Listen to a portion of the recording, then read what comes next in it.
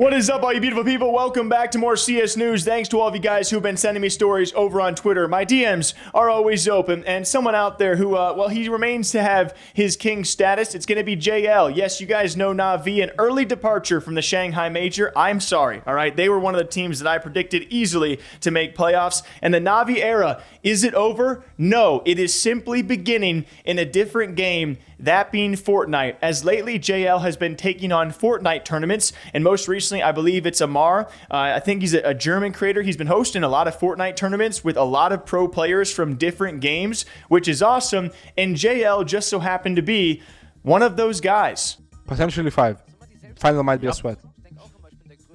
You see this heady? It's so broken on B. You can't even see the person's head. Heady is head glitch, or? Yes, yes. What the hell? Oh, I like that one though. That is fucking good. Straight to there. What the hell? I'll remember this one. I'll use it next game. Haha. That is a nice lineup. And he still died though. These guys use their YouTube very well. Yeah, they just trapped. And so it turns out he was carried. I think he did all right.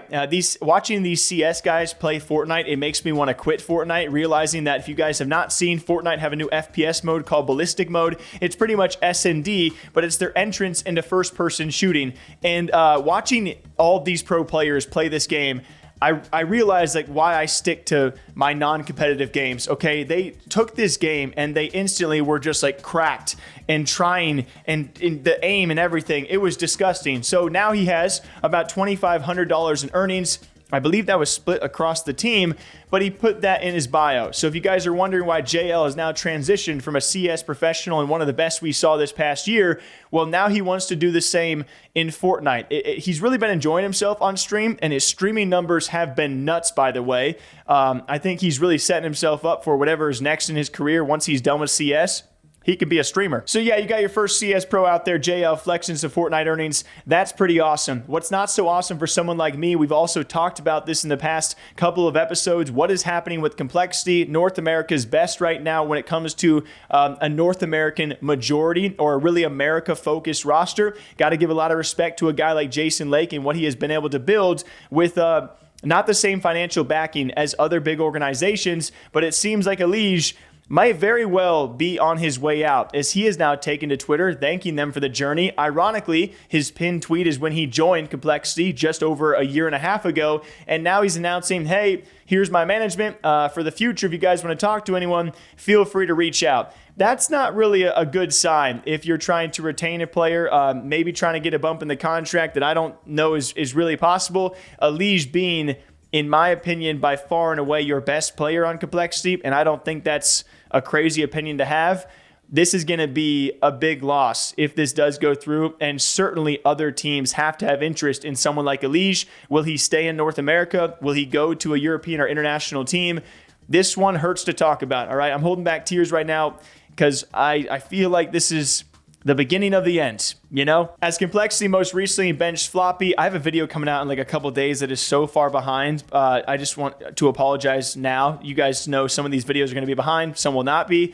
I don't know what happens to NA, but if Complexity lose Elige, some people want him to go to Liquid, some people saying FaZe. I think he has the run of the town, so I think he's going somewhere. What do you guys think? Where do you want him to go? And yeah, I still really like Elige, but it hurts my heart when Complexity might be losing a guy like this. Maybe he won't. You never know, but we'll see what happens. And a side story out there that I thought was really interesting. If you guys remember DDK, former CS caster / commentator, went to the Valorant scene for quite some time, was then a GM for 100 Thieves. Actually really missed that kind of olden day casting. We have amazing casters as is, but if you guys have been a fan of CS for a while, you know exactly who DDK is. He took to Twitter with a 20+ minute video and a breakdown of the 2v4 clutch from FaZe, Rain, and Rops in the Shanghai Major versus Spirit that we have talked about endlessly, but he points out the difference between color casting and play-by-play when it comes to Sponge and Machine, and I just thought this was a very interesting breakdown. You guys can listen to the full thing on DDK's Twitter. I won't play you 20 minutes,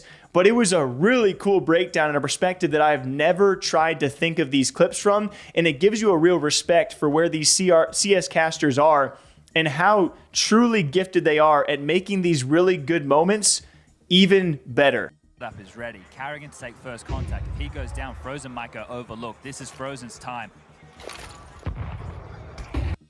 Okay, so already we see there from Sponge that he does a great job as a color. So if we just think about just complete basics here, you can look at Counter-Strike when the round is live, and you can look at it as one of two game states. Either the game state is setup or the game state is action.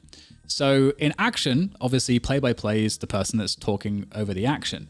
And in the setup moments, generally speaking, you want the color to be talking and to set up the action for the play-by-play to play off of. So this is like the absolute most basic thing that you can think of.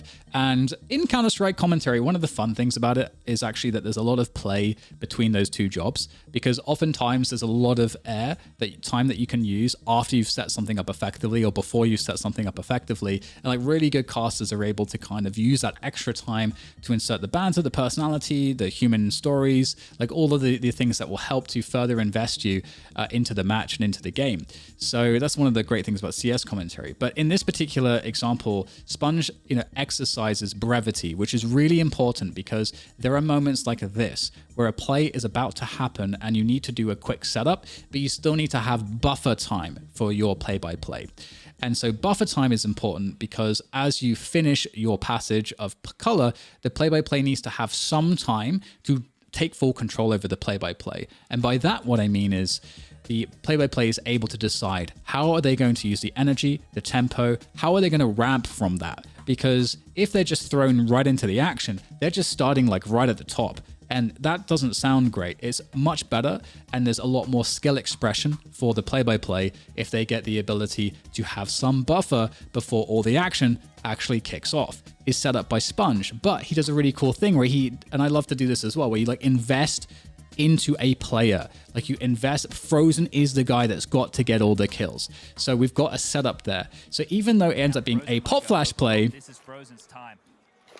this is Frozen's time. Like it's because no matter what type of play, Frozen is the person that gets the kills. And speaking very lastly of that 2v4 major clutch, it was actually Karrigan on Instagram. We talked about this a couple of videos ago where he had announced that, disappointing season, back-to-back major finals, but a lack of trophies. And, he's hungrier than ever and it's time to grieve for the loss of his late brother. But he also took to his Instagram story to say, hey, just so you guys know, when it comes to this 2v4 clutch, this was one of the craziest plays I have ever seen in all of Counter-Strike. So I know I've already played the clip for you guys. I won't play it again, just to really highlight those moments that could have been, right? And it truly was an amazing moment. And so to have him say that and give note to it, one of the craziest major grand final plays of all time, I personally would agree. And some Spirit diehard fans out there are saying, nah, Donk had so many better plays, which, yeah, Donk is the best player in the world. So yes, he did have some better plays this year and throughout grand finals,